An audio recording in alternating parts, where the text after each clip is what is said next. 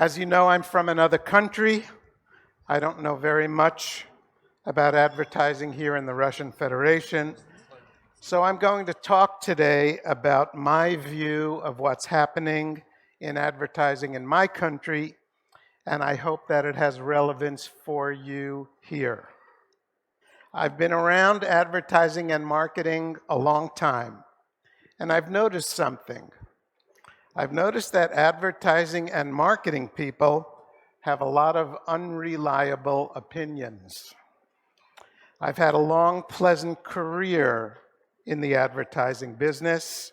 I've had the opportunity to create multi-million-dollar campaigns for successful brands like McDonald's and Toyota and Bank of America and Chevrolet. I've been invited to speak in dozens of countries. My opinions and my comments have been sought by organizations like the New York Times, the BBC, the Wall Street Journal, and other large media groups around the world. I've written 4 books that were #1 sellers at Amazon. Now, I don't say any of this to brag. I say it for the exact opposite reason. I want to make a point.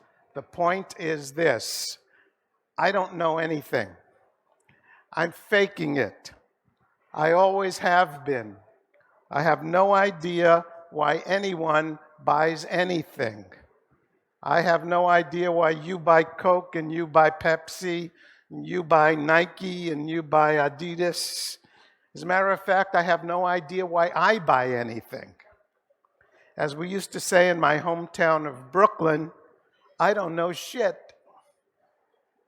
In my career, I've worked with hundreds, if not thousands, of marketing and advertising people, and I mean no disrespect, but I don't think they knew shit either. I think we pretend to know a whole lot of things that we don't really know. What we do mostly is precision guessing. We guess. We look back at what other companies have done, we study strategies, we study methods, and if it worked for other companies, we try it, and we hope it's going to work for us. We have a fancy name for this. We call it best practices. But the problem is, every company is different, every problem is different, every brand is different, every circumstance is different. And what may be best practices in one instance may be a complete disaster in another. So usually what we do in advertising works a little because we spend money against it, and every now and then something works amazingly well, and we don't know why, but we pretend it's because we're really smart. There are so many variables in advertising and marketing, and our individual successes and failures provide such a small sample that it's hard for us to know what is the result of our intelligence and acumen and what's the result of luck, circumstances, trends, randomness, or something else. I've had enough successes and failures to know that I never knew what was going to be successful and what was going to flop. No matter how much I thought I knew, I never really knew. Here's an example. There's a guy named Ron Johnson who is head of retail stores for Apple. He pioneered the Apple stores, the most successful stores in the history of the world. After several years, he was hired away from Apple by a department store called JCPenney. Johnson applied all the lessons and all the successful tactics he had used at Apple to JCPenney. Everyone expected an enormous success. And he created one of the most colossal failures in the recent history of American business. In his final quarter as CEO of Penny, their sales dropped an almost impossible 32% in one quarter. If we gave my dog Roscoe an office at J.C. Penney headquarters and made him CEO, and he just laid around and drooled all day, he could not have lost 32% of sales in one quarter. J.C. Penney was wrong, but we don't know why they were wrong. Johnson was clearly a very smart guy, and he applied all the knowledge and everything he had learned at Apple. But like all of us, his experience provided a very small sample, and drawing big conclusions from small samples is always a mistake. And it's not only history that misleads us. The future also misleads us. If you attend a lot of conferences like I do, you have undoubtedly noticed that speakers love to talk about the future. In fact, it's almost the only thing they ever talk about. Why? Because the present is too confusing and complicated and largely incomprehensible. But the future is great. No one can fact-check the future. You can say anything you want about the future, and people think you're brilliant. And they'll applaud you, and they'll quote you in the news. And then 10 years from now, when it turns out you were completely wrong, who cares? Nobody remembers. So if you want to be a successful speaker, don't be an idiot like me and talk about the real world. Be a genius and talk about the future. We advertising and marketing people are fed so much bullshit on a daily basis that it's important for us to take a step back from time to time and have a reality check. And that's what I hope to do today. Let's see if we can agree that a lot of what we've been told and what we've come to accept as marketing and advertising wisdom is dubious at best and at worst just plain wrong. The title of my talk is Marketers Are From Mars, Consumers Are From New Jersey. This is also the title of a book which I wrote a couple of years ago, and I believe you're going to each get a copy of it later. And the premise is that marketers have lost touch with reality. We're living in a dream world of our own invention in which delusional thinking is not just acceptable, it's mandatory. About 15 years ago, we advertising and marketing people started promising the business community something very special. It sounded great. It was going to be amazing. The digital revolution in advertising was going to be amazing.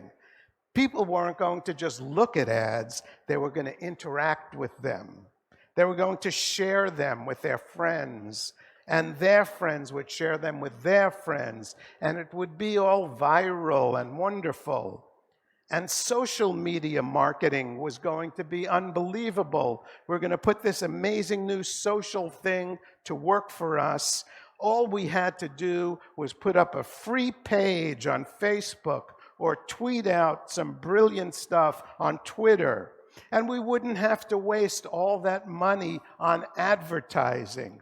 A partner in one of the US's most well-respected investment capital firms said, quote, "If you can harness social media marketing, you don't have to pay for advertising anymore." It all sounded so good. But as that old sourpuss Winston Churchill once said, however beautiful the strategy, you should occasionally look at the results. And what have the results been? Well, the results have been substantially less than promised. The results have been tens of billions of online ad fraud, corruption and kickbacks, FBI investigations, billions of bots masquerading as people, ad blocking, privacy nightmares, security breaches, secret files about each of us in the hands of people we don't even know, degradation of journalism, fake news and the disgust of governments, the public, and policymakers. Other than that, it's been great. If we're honest with ourselves, we have to admit that to an uncomfortable degree, the advertising industry has been living in a world of wishful thinking. It's a fantasy land in which we have convinced ourselves that because people want to follow the social media postings of pop stars, movie stars, and athletes, they also want to follow the social media postings of toothpaste, paper towels, and laundry detergent. It's a fantasy land in which people want to engage with our content. A fantasy land in which people want to join the conversation about our brands.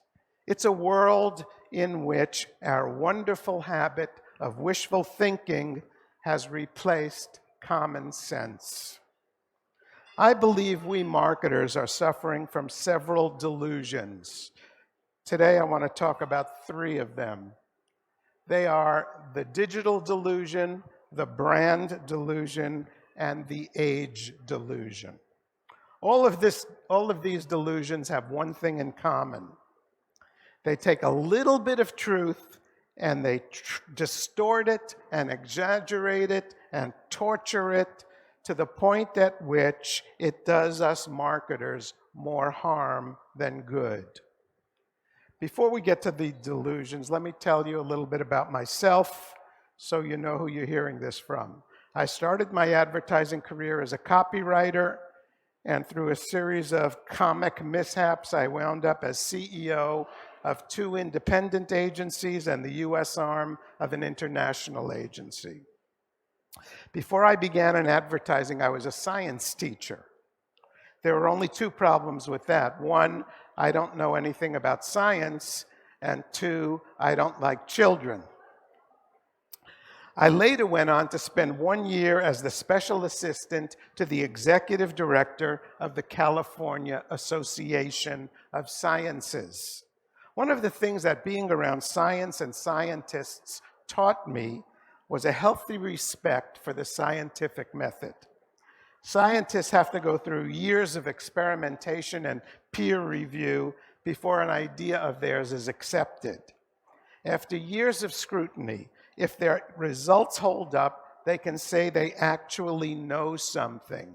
Knowing something, it turns out, is completely different from thinking you know something.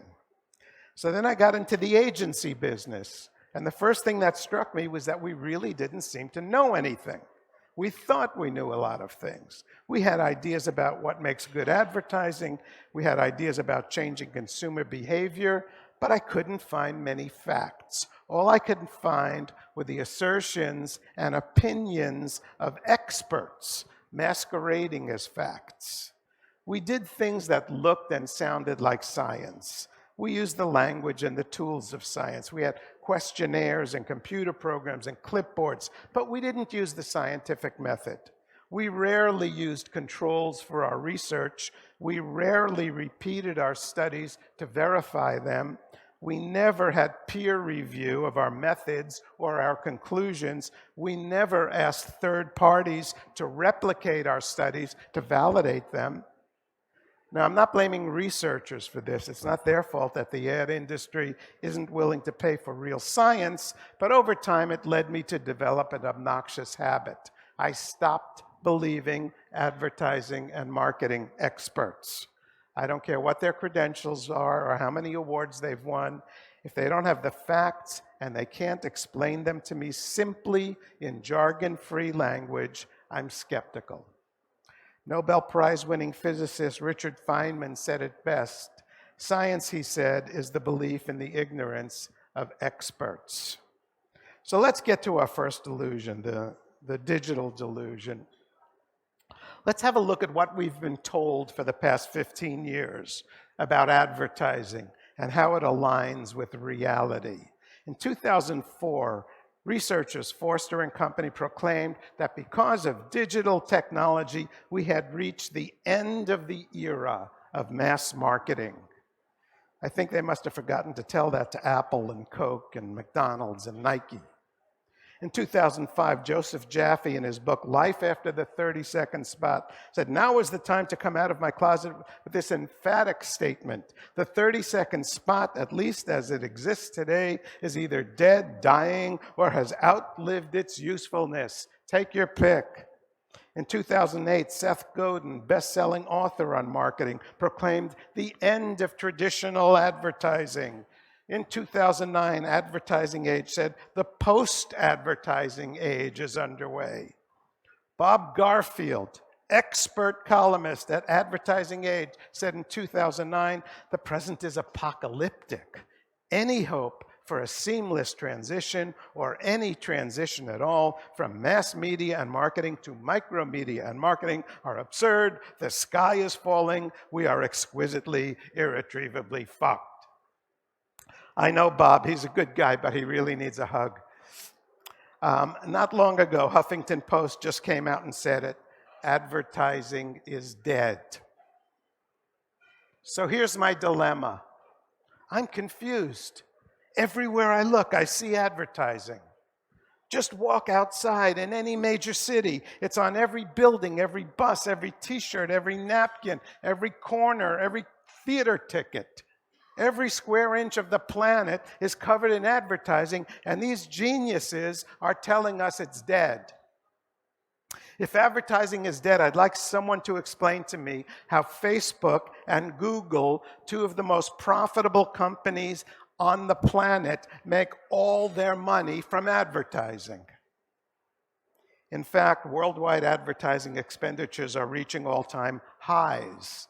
I'm sorry, you can't kill advertising. On that final day when the big flaming asteroid bears down on our poor little planet, there'll be only two things left: cockroaches and copywriters. Along with the death of advertising, we were also promised the death of television. In an article entitled, "Let's Just Declare TV Dead and Move On," TechCrunch wrote, "The writing is on the wall. People want to see the whole show on YouTube. There's a fundamental shift in consumer behavior going on." They wrote that in 2006. From Wired magazine, "Traditional TV won't be here in 7 to 10 years. That was 12 years ago. From The Telegraph that same year, "TV is dying, says Google expert," also from 2007. Also from that same year, Fox News wrote, "The internet is set to revolutionize television within 5 years. That was 12 years ago. Now let's look at the facts.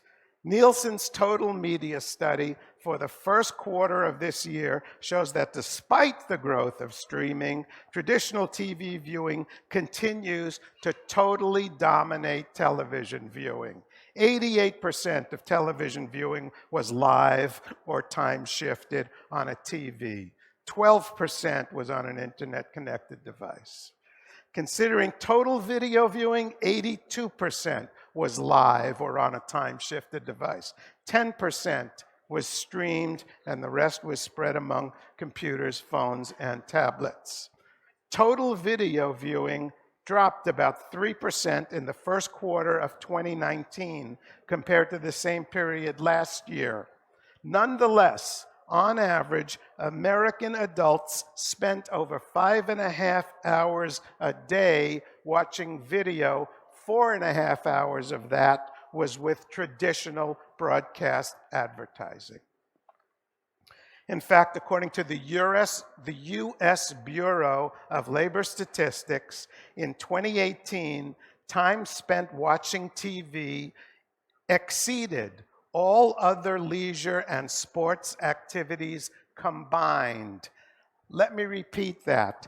Time spent watching TV exceeded all other leisure and sports activities combined.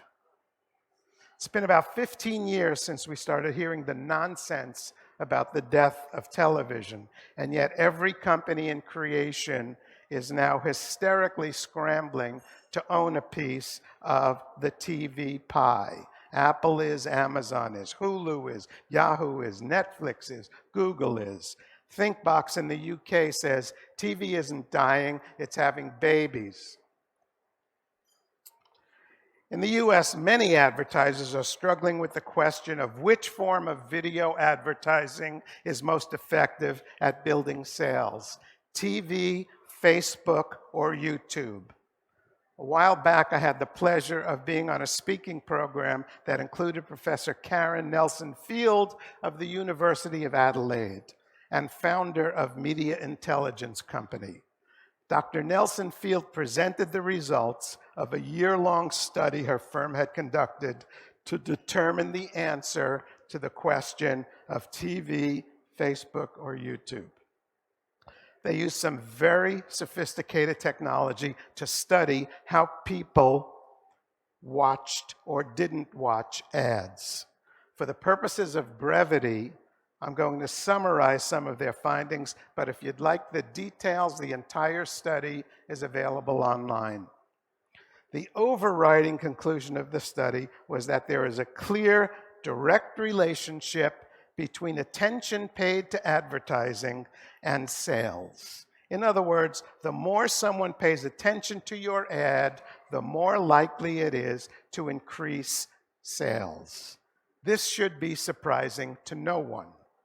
What's interesting is that the study found that people pay more attention to an ad on television than they do to the same ad on YouTube or Facebook. The research found that TV has a much higher rate of active viewing, about twice that of YouTube and about 15 times that of Facebook.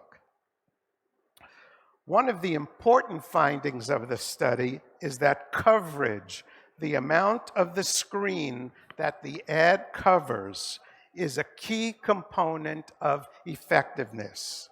In fact, coverage is the primary driver of attention and sales, accounting for about 70% of the effect. According to the findings, the primary reason TV has more active viewing and consequently more attention and more sales value is that it covers 100% of the screen, while the same ad on YouTube covers about 30% and on Facebook about 10%. According to Dr. Nelson Field, TV is around 3 times more effective in terms of initial sales than Facebook and has impact for 10 times longer. From an advertising standpoint, at the core of the digital delusion was the belief that online advertising would be more effective than traditional advertising because it would be interactive. In fact, display ads are usually reported to have an overall click rate of about 5 clicks in 10,000 ads served. This is not interactivity. This is absence of interactivity. Solve Media, a company that measures this stuff, says you are more likely to complete US Navy SEAL training than click on a banner ad. This delusion has led to consequences that no one could have foreseen. As we sit here today, online advertising is a train wreck of historic proportions. About half of what is paid for is not even visible. Fraud is out of control. Corruption is rampant.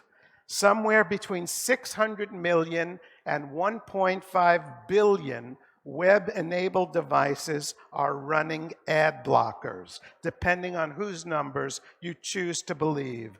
Doc Searles, author of The Intention Economy, says this is the largest boycott of anything in the history of humanity. Online advertising is hated by consumers, suspected by advertisers, barely sustainable for publishers, and trusted by no one. Let me be specific. Remember, we were told that online advertising would be more relevant to consumers and therefore more welcome by consumers? Well, it's exactly the opposite. Of 13 different forms of advertising studied, the 8 most disliked are all forms of online advertising. Only 52% of traffic on the web is reported to be human. The rest are bots, scrapers, hackers, spammers, and other impersonators. Dr. Roberto Cavazos is a professor of economics at the University of Baltimore. Recently, he participated in a study of online ad fraud. When the results were released, Dr. Cavazos said, "I have studied the economic costs of fraud in many sectors for decades, and I was left stunned by the scale of fraud in online advertising." Dr. Cavazos' study estimated that ad fraud is a $30 billion business. Fast Company magazine reported recently it was a $50 billion business. According to the World Federation of Advertisers, within 6 years, fraud may be the second largest source of criminal activity in the world after drug trafficking. The truth is, nobody knows the true extent of online ad fraud. The whole art and science of fraud is to avoid detection. The only ad frauds we know about are the ones we've been able to detect. In other words, the ones that aren't very good. Every time we think we have a handle on fraud, it turns out the fraudsters are 3 steps ahead of us. If you want to make a lot of money quick, get into the ad fraud business. Here's a chart from Hewlett-Packard showing us why ad fraud is so popular. It has the highest return of any online criminal activity, and essentially no one is ever prosecuted for it. Just for another perspective on how pervasive online fraud is, in a 12-month period spanning the end of 2017 and the beginning of 2018, Facebook removed 2.8 billion fake accounts. That's 3 times as many fake accounts as there are human beings in the Western Hemisphere. According to the CEO of the Association of National Advertisers in the US, because of fraud, viewability problems, and the cost of ad tech, only 25 cents of every online ad dollar ever reaches a consumer. But, say the experts, digital advertising is so much more efficient than traditional advertising, with the precision targeting enabled by huge amounts of data that they collect and by the tracking that they do. They can reach the right person at the right place at the right time with the right message, is what they tell us. For years, I've been arguing against this logic. In 2012, I wrote, "Big brands need big reach, not the return of finer and finer targeting." In 2013, I wrote, "One of the great benefits of mass media is that it lacks precision targeting. It reaches all the users in your category." Well, here's how wrong I was. In 2013, the CEO of Procter & Gamble, the world's largest advertiser, told us that digital is incredibly effective and we're doing more. By then, P&G had moved over 1/3 of its ad dollars online.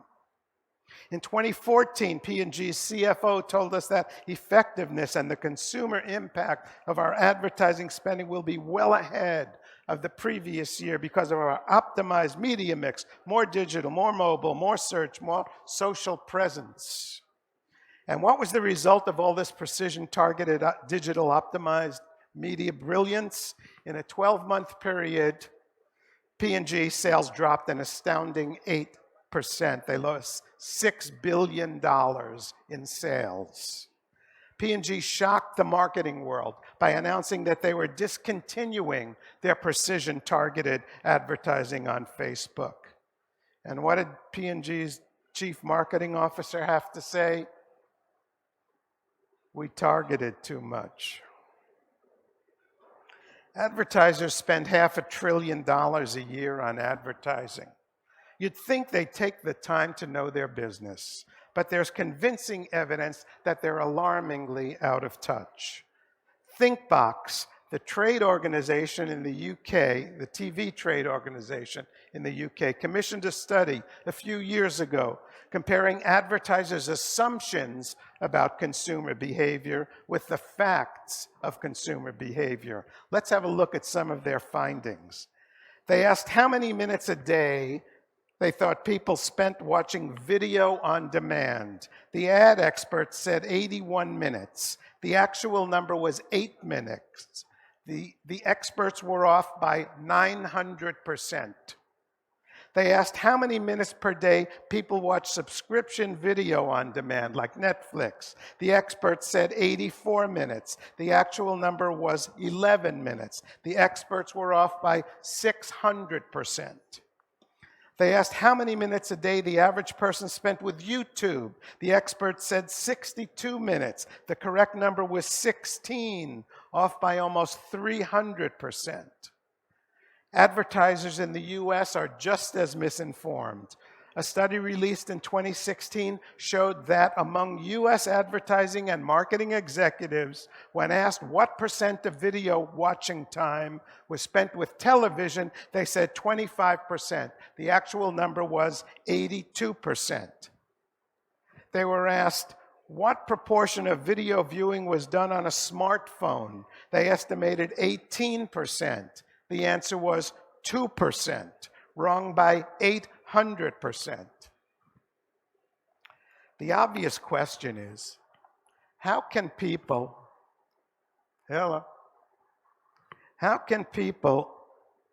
who work in an industry that's conducted and constructed on the basis of media behavior be so astoundingly misinformed? Every day, hundreds of millions of dollars are committed based on the supposition that marketing people know the facts and are spending money wisely, and yet they are misinformed to a degree that is mind-boggling. There are a few reasons for this. Here's one of them. We live in a different world from our customers. Have a look at this. This chart is from 2016, and it compares UK advertisers' social media and online behaviors to that of real people. As you can see, we live in a very different online world. Now, there are many people who disagree with me about the digital delusion, so I often invite them to become scientists, to do their own experiment, to do what I call the shopping test. I tell them to go to the biggest supermarket in their neighborhood, walk up and down the aisles, take out a piece of paper and write a list of all the products and all the brands they can find that were built by online advertising. All the brands of toothpaste and beer and cereal and soap and soda and snacks and cheese and shampoo. And they usually find what I found. They don't have a list. Yes, there are some big web-native brands that online advertising may have helped build, Google and Facebook. But how about the 98% of brands in the world that aren't free, like Google and Facebook, and don't live on the web? Online advertising is 20 years old. After 20 years of life, TV had built hundreds, if not thousands, of huge consumer-facing brands in the US. Where are the brands of soda and beer and cars and running shoes and paper towels and tires and fast food that were built by online advertising? The next delusion I want to talk about is the brand delusion. I believe that building a strong brand should be every marketer's primary objective. And the highest goal of advertising is to create a strong brand. I'm sure most of you agree. But as usual, our industry has taken those truths and distorted them into silly fantasies. There's a widespread fantasy in our business that consumers are in love with brands, that consumers want to have brand experiences and brand relationships and be personally engaged with brands and read branded storytelling and co-create with brands. Let's listen to Saatchi and Saatchi's description of what they call love marks. They reach your heart as well as your mind, creating an intimate, emotional connection that you just can't live without. It's very touching. Unfortunately, it's bullshit. In fact, according to a recent study by Havas Media, in Europe and the US, people said they would not care if 81% of brands disappeared. A recent study by Nielsen reported that only 8% of consumers in the US consider themselves firmly committed brand loyalists. And the tendency to be brand loyal is dropping precipitously. Consumers say they are now 46% more likely to try new brands than they were 5 years ago. Nielsen says the marketing tactics and investments rarely reflect these realities. One consequence of the brand delusion is that we've been spending almost 10 years and billions of dollars on the social media fantasy, exhorting people to join the conversation about our brands. What I want to know is, where is this conversation? All you have to do is go to a Facebook page or a Twitter feed, and if you can read, you can see no one is having conversations about brands. Facebook is the biggest bait and switch in the history of marketing. It was the thing that was going to replace advertising. Instead, it has become the world's largest repository of that which it was supposed to replace, traditional paid advertising. An article in the Harvard Business Review by several marketing professors said,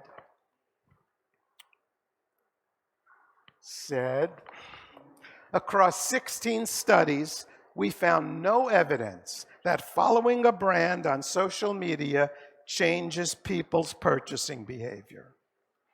And yet there are people in our business who still believe that consumers are in love with brands. You go to their Twitter profiles, I'm passionate about brands. You're what? Dude, get a girlfriend. Now, once again, let me state the obvious. Yes, having a strong brand should be every marketer's primary objective. And yes, the highest goal of advertising is to create a strong brand. But that's it. Despite what we hear, for the most part, consumers do not want to have a conversation with or about your brand, or an authentic relationship with it, or engage with it, or co-create with it. If you're a marketer and you believe people love your brand because they happen to buy it, you're headed for trouble. Of course, brand preferences exist, and that's what advertising is striving to create. But brand preference is a far cry from brand love. Brand love is largely a juvenile fantasy. What we call brand love is simply habit, convenience, mild satisfaction, or easy availability. Now, are some consumers strongly attached to a few brands? Sure we are. But I promise you, if Pepsi would disappear tomorrow, most Pepsi brand lovers would switch to Coke with very little psychological damage. Nike loyalists would throw on a pair of Adidas without having to enter rehab, and Big Mac lovers would cheerfully eat at KFC without the need for counseling. I think it's very wise to assume that consumers don't love our motor oil, our wet wipes, or our frozen chicken strips. In fact, a smart marketer believes none of that. She assumes that she has to prove her brand's value to her customers every day of the year. She takes nothing for granted. She does not believe that there are hordes of brand ambassadors out there in cyberland advocating for her brand. If there are a few, that's fine, but she's not going to count on it. The point is this: our brands are very important to us marketers and not all that important to most consumers. Finally, I have one last delusion I want to talk about, and that is the age delusion. One of the practices of the ad industry that I've never understood is why we spend so much of our time, money, and energy talking to young people and so little talking to older people. According to Nielsen, people over 50 are the most valuable generation in the history of marketing. So why do we ignore them? In order to understand this phenomenon, I think we need to talk about the makeup of the ad industry. Walk into any ad agency in the US, and in 10 seconds, something will become obvious. Everyone is young. While people over 50 comprise 47% of the adults in the US, they comprise 6% of agency employees. The excuse we're always given for this is that young people are just more creative.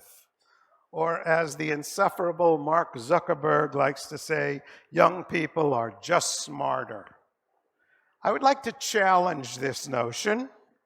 To do so, I would like to go outside the advertising industry, which flatters itself with the idea of creativity, to other fields where creativity is absolutely essential. Let's look at the year 2017.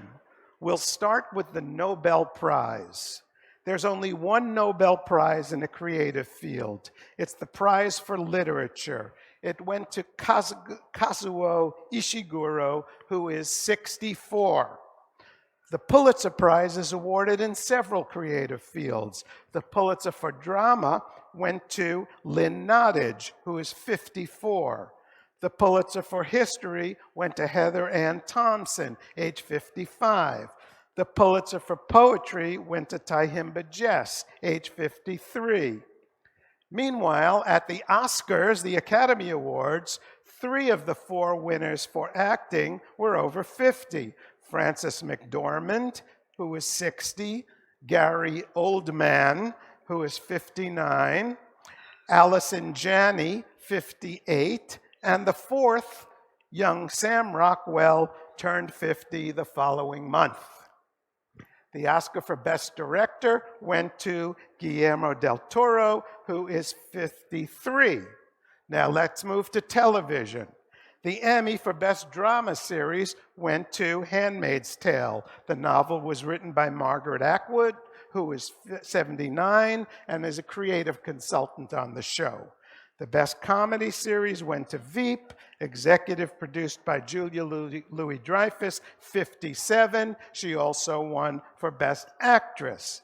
Best Limited Series went to Big Little Lies, created by David E. Kelley, 62. Best Supporting Actress was Ann Dowd, 67. Best Supporting Actor was John Lithgow, 73. Best Supporting Actor in a Comedy Series went to Alec Baldwin, 60. So let's recap. People over 50 are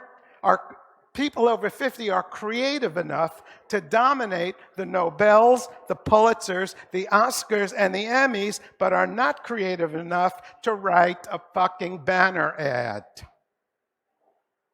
I guarantee you, not one of these brilliant, talented people could get a job in an ad agency in the US today. Not one. Now let's look at the facts about older consumers. In the US, people over 50 are responsible for over half of all consumer spending. They outspend the average consumer in nearly every category: food, household furnishings, entertainment, personal care, automotive. They account for 55% of all consumer packaged goods sales. They dominate 94% of consumer packaged goods categories. They outspend other adults online 2-to-1 on a per capita basis. They have a net worth about 3 times that of other generations. They buy about 57% of all new cars. They control about 70% of the wealth in the US. If they were their own country, Americans over 50 would be the 3rd largest economy in the world, bigger than the entire economies of Germany, Japan, or India. And the future, between now and 2030, the population of adults over 50 will grow at about 3 times the rate of adults under 50. So let me ask you a question. Do you really think it's a good idea to ignore these people? And yet, according to Nielsen, people over 50 are the target for between 5 and 10% of marketing activity in the US. While everyone in marketing is obsessed about millennials, we're actually going through one of the greatest demographic changes in human history, and it's being completely ignored. This chart from the United Nations demonstrates an astounding demographic change that is occurring in just 100 years. In the year 1950, there were 3 times as many people in the world under the age of 5 as over the age of 65. By 2050, there'll be twice as many people over the age of 65 as there will be under 5. Our population is aging at a remarkable rate. Here in Russia, the discrepancy is even greater. While worldwide, the median population is 29.6, here it's 39.6. And as you can see, demand doesn't begin to peak until about the age of 30. But we in the advertising and marketing business have invented all kinds of convenient bullshit for why we ignore mature people. The real reason we ignore older people is we hate them. We hate older people. Advertising people are young. They like the excitement of youth, not the boredom of middle age or the frailties of old age. We can't build ourselves a hot advertising career by talking to old farts. Consequently, we have invented all kinds of bullshit to justify our malpractice. The neglect of mature consumers and pandering to young people is nothing but narcissism disguised as strategy. It is marketing by selfie stick. Okay, I'm almost done. Despite our veneer of creativity, the advertising and marketing business is one of the most imitative and conformist businesses in the world. Once something becomes trendy, it is very difficult, in fact dangerous, for someone to go against the grain. I could never have said to my clients 6 years ago, when I was the CEO of an agency, what I said here today. It would have been too dangerous. Now, change is inevitable. Things are always changing. I'm not suggesting for a minute that we should ignore digital media or ignore young people or ignore millennials, but I am saying we need to exercise a little more discretion and a little more modesty when we claim we know things that we don't really know. We need to get some perspective back and get over our obsessions and delusions. We need to keep an open mind and admit that there is a substantial difference between reality and wishful thinking. My advice to you is to not listen to big mouths like me. Give yourself the wonderful freedom of skepticism. Dig out the facts for yourself. Nobody is smarter than the facts. Our industry has been spending too much time on another planet, and I believe it's time for us to get back down to Earth. Thank you very much.